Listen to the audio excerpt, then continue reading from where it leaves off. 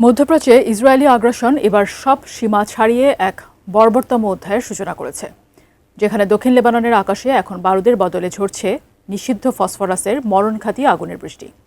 আন্তর্জাতিক সব আইন ও মানবিকতাকে বৃদ্ধাঙ্গুলি দেখিয়ে জনবসতিপূর্ণ এলাকায় এই নিষিদ্ধ রাসায়নিক বোমা বর্ষণ করছে ইসরায়েলি বাহিনী, যা লেবাননের মুসলমানদের বিকলাঙ্গ করে দিচ্ছে। বিস্তারিত জানাচ্ছেন মেহেদি হাসান।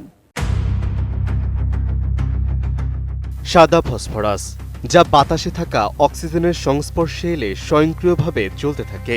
এটির দাহ্যতা এতটাই তীব্র যে প্রায় ৮০০ ডিগ্রি সেলসিয়াস পর্যন্ত তাপমাত্রা উৎপন্ন করতে সক্ষম। যতক্ষণ শরীরে অক্সিজেন বা ফসফরাস থাকবে ততক্ষণ এটি পুড়তেই থাকবে। এমনকি পানি দিয়েও এই আগুন নেভানো সম্ভব নয়।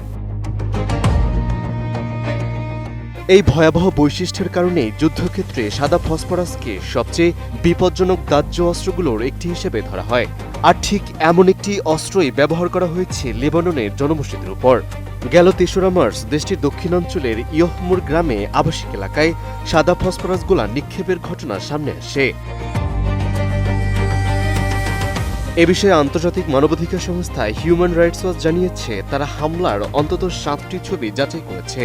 এতে স্পষ্ট দেখা গেছে জনবসতিপূর্ণ এলাকায় ফসফরাসগুলা বিস্ফোরণের পর আগুন ছড়িয়ে পড়ে। এই হামলায় অন্তত ২টি ঘরবাড়ি পুড়ে সম্পূর্ণ ধ্বংস হয়ে যায়। হিউম্যান রাইটস ওয়াচের লেবাননের গবেষক রমজি কাইস বলেন, জনবসতিপূর্ণ এলাকায় এই ধরনের দাহ্য অস্ত্র ব্যবহার অত্যন্ত উদ্বেগজনক। কারণ সাদা ফসফরাস মানুষের শরীরে লাগলে শুধু চামড়া নয়, পেশি ও হাড় পর্যন্ত পুড়িয়ে দেয় এবং অনেক ক্ষেত্রে আক্রান্ত ব্যক্তিকে বাঁচাতে শরীরের অঙ্গ পর্যন্ত কেটে ফেলতে হয়। দেশের মানুষকে প্রতিদিন সুরক্ষিত রাখার প্রত্যয় নিয়ে সেফটি কেবলস সহ এলো সেফ সিলিং ফ্যান। চিকিৎসা বিশেষজ্ঞদের মতে, ফসফরাসের আগুন শরীরে লেগে থাকলে তা গভীর ক্ষত তৈরি করে এবং পচন রোধ করতে অনেক সময় হাত বা পা কেটে ফেলতে হয়। এর পাশাপাশি ক্ষতস্থান দিয়ে ফসফরাস রক্তে মিশে গেলে লিভার, কিডনি ও হৃদযন্ত্র বিকল হয়ে যাওয়ার ঝুঁকি তৈরি হয়। আন্তর্জাতিক আইন অনুযায়ী ১৯৮০ সালের কনভেনশন অন সার্টেন কনভেনশনাল ওয়েপন্সের প্রোটোকল ৩ অনুযায়ী বেসামরিক এলাকায় অগ্নিসংযোগকারী অস্ত্র ব্যবহার কঠোরভাবে নিষিদ্ধ।